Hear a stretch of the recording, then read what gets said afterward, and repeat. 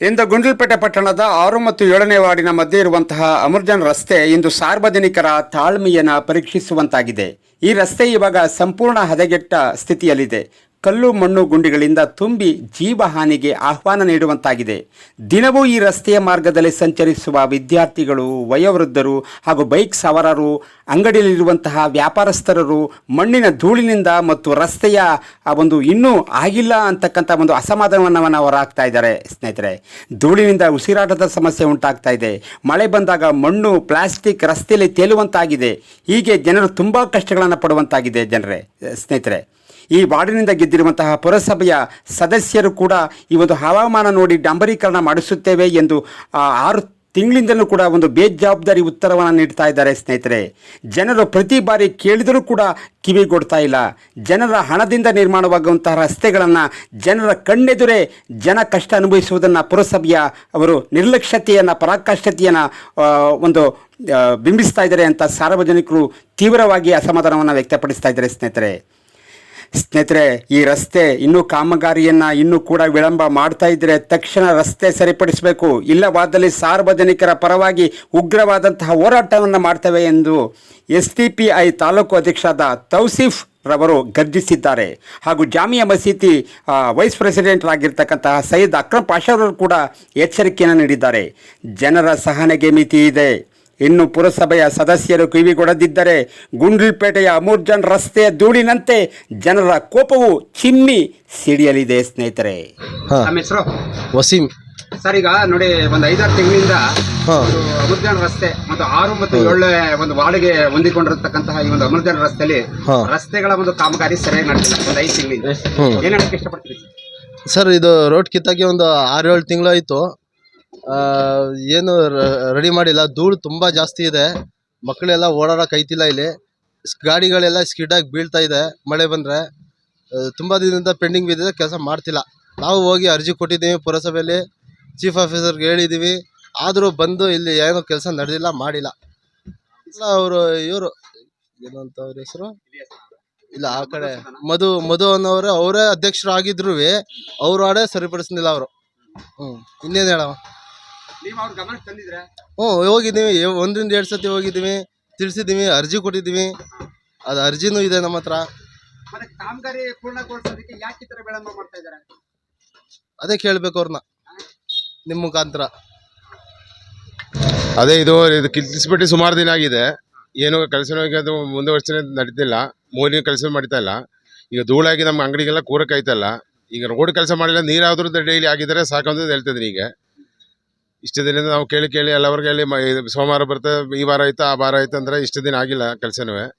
ನಾವು ಪ್ರತಿನಿಧಿಗಳೆಲ್ಲ ಹೋಗಿ ಮಾತಾಡಿದೆ. ಅವರೆಲ್ಲ ಹೋಗಿ ಈಗ ಬಂದು ಕೆಲಸ ಮಾಡ್ತೀನಿ, ಜಲ್ದಿ ಮಾಡಿಕೊಡಿ ಅಂತ ನಾವು ಹೇಳ್ತಿ ಕೊಡ್ತಾ ಇದ್ವಿ. ಮಾಡುತ್ತೆ ಭರವಸೆ ಇದೆ. ಬರ್ತೀನಿ ಅಂತ ಹೇಳಿದೆ, ಈ ವಾರ ಮಾಡಿಕೊಡ್ತೀನಿ ಅಂತ ಹೇಳಿದೆ. ನೋಡೋ ಈ ವಾರ ಮಾಡಲಿಲ್ಲ ಅಂದ್ರೆ ಏನೋ ಮಾಡೋ ವ್ಯವಸ್ಥೆ ಮಾಡೋ ಅಂತ ಕಂಪ್ಲೇಂಟ್ ಕೊಡುವ ಅಂತ ಇದ್ದೆ ನಾವು ಇದೀವಿ.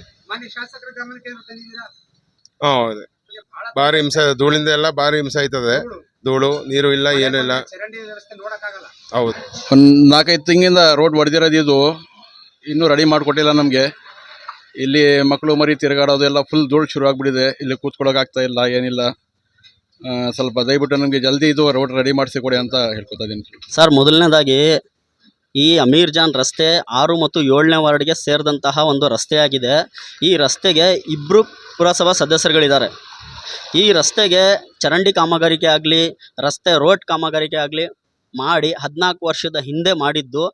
ಈಗ ಎಲ್ಲ ರಸ್ತೆಯ ಮುಖಂಡರುಗಳು ನಮ್ಮ 6ನೇ ವಾರ್ಡ್ನ ಪುರಸಭಾ ಆಗಿದ್ದಂತಹ ಮಾಜಿ ಮಧುಸೂದನ್ ಅವರಿಗೆ ಹೋಗಿ ಮನವಿ ಪತ್ರವನ್ನು ಕೊಟ್ಟಿದ್ದಕ್ಕೆ ಅವರು ರಸ್ತೆನ ಕಳಿಸಿ ಎಲ್ಲ ಇದನ್ನ ಅಗ್ದು ಜಲ್ಲಿ ಮಣ್ಣು ಕಲ್ಲು ಹಾಕಿ 5-6 ತಿಂಗಳಾಯಿತು ಸರ್. ಅದಾದಮೇಲೆ ರಸ್ತೆ ಇನ್ನೂ ಈಗ ತನಕ 5-6 ತಿಂಗಳಿಂದ ಪೂರ್ಣಗೊಂಡಿಲ್ಲ. ಅದರಿಂದ ಏನಾಗಿದೆ ಅಂದರೆ ಸರ್, ಭಾಳ ಧೂಳು ಏಟು ತಡೆಯೋಕ್ಕಾಗ್ತಿಲ್ಲ ಸರ್. ಧೂಳು ನೋಡಿ ಸರ್, ಜಲ್ಲಿ ಕಲ್ಲುಗಳು ಎದ್ದು ಮಕ್ಕಳಾಗಲಿ ದೊಡ್ಡವರಾಗಲಿ ವಯಸ್ಸಾಗಿರೋರಾಗಲಿ ತಿರ್ಗಾಡಕ್ಕೆ ಆಗ್ತಾ ಇಲ್ಲ. ಇದರಿಂದ ಏನಾಗಿದೆ ಅಂದರೆ ಮನೆ ಒಳಗಡೆ ಕುತ್ಕೊಳ್ಳೋಕೆ ಆಗ್ತಾ ಇಲ್ಲ ಸರ್. ಧೂಳು ಹೆಡ್ ಜಾಸ್ತಿ ಆಗಿದೆ. ಅಂಗಡಿ ವರ್ಕರ್ಸ್ಗಳು ಕೆಲಸ ಮಾಡೋಕೆ ಆಗ್ತಾ ಇಲ್ಲ. ಆಮೇಲೆ ಗಾಡಿಗಳು ಹೋದರೆ ಕಲ್ಲುಗಳು ಹಾರ್ತಾ ಇದ್ದಾವೆ ಸರ್. ಮಕ್ಕಳ ಮೇಲೆ ಹಾರುತ್ತೆ, ಹೆಚ್ಚು ಕಡಿಮೆ ಆಗುತ್ತೆ ಅಂತ ನಾವು ಪುರಸಭೆ ಗಮನಕ್ಕೂ ಕೂಡ ತಂದಿದ್ದೀವಿ, ಇಲ್ಲಿನ ವಾರ್ಡ್ ಸದಸ್ಯರ ಗಮನಕ್ಕೂ ಕೂಡ ತಂದಿದ್ದೀವಿ, ಆಮೇಲೆ ಇಲ್ಲಿ ಕಾಂಟ್ರಾಕ್ಟರ್ ಯಾರು ಕೆಲಸ ಒಪ್ಕೊಂಡಿದ್ದಾರೆ ಅವ್ರ ಗಮನಕ್ಕೂ ಕೂಡ ತಂದಿದ್ದೀವಿ. ಸಾರಿ ಫೋನ್ ಮೇಲೆ ಫೋನ್ ಕರೆ ಮಾಡಿದ್ರು ಕೂಡ ಅವರು ಅಸಡ್ಡೆ ತೋರಿಸ್ತಾವ್ರೆ, ನೆಗ್ಲೆಕ್ಟ್ ಮಾಡ್ತಾವ್ರೆ ಸರ್. ಮಳೆಗಾಲ ಸಂಭವಂತ ಸಂದರ್ಭದಲ್ಲಿ ಮಳೆ ನೀರು ಏನಾದ್ರು ತುಂಬಿ ಹೋಗಂತ ಸಂದರ್ಭದಲ್ಲಿ ಒಂದು ವಾಹನಗಳಾಗ್ಲಿ ಮತ್ತು ದ್ವಿಚಕ್ರ ವಾಹನಗಳಾಗ್ಲಿ ಬೈ ಚಾನ್ಸ್ ಏನಾರ ಜೀವ ಹಾನಿ ಏನಾರ ಆದ್ರೆ ಇದಕ್ಕೆ ಯಾರು ಹೊಣೆ ಸರ್? ಇದು ಹೊಣೆ ಯಾರಾಗ್ತಾರೆ ಹೇಳಿ? ನೇರ ಹೊಣೆ ನಮ್ಮ MLA ಅವ್ರು ಆಗ್ತಾರೆ ಸರ್. ಸರ್ ಇದು ನಾವು ಮೆಸೇಜ್ ಮುಖಾಂತರ MLA ಅವ್ರ ಗಮನಕ್ಕೂ ಕೂಡ ತಂದಿದ್ದೀವಿ ಸರ್. ನಮ್ಮ ಒಂದು ಗ್ರೂಪ್ ಮಾಡಿದ್ದೀವಿ ಸರ್, ಸ್ವಚ್ಛ ಗುಂಡ್ಲುಪೇಟೆ ಅಂತ. ಆ ಗ್ರೂಪ್ನಲ್ಲಿ MLA ಕೂಡ ಇದ್ದಾರೆ, MLA ಗಮನಕ್ಕೂ ಕೂಡ ನಾವು ತಂದಿದ್ದೀವಿ. ಆದರೂ MLA ಅವರ ಗಮನಕ್ಕೆ ತಗೊಂಡಿಲ್ಲ.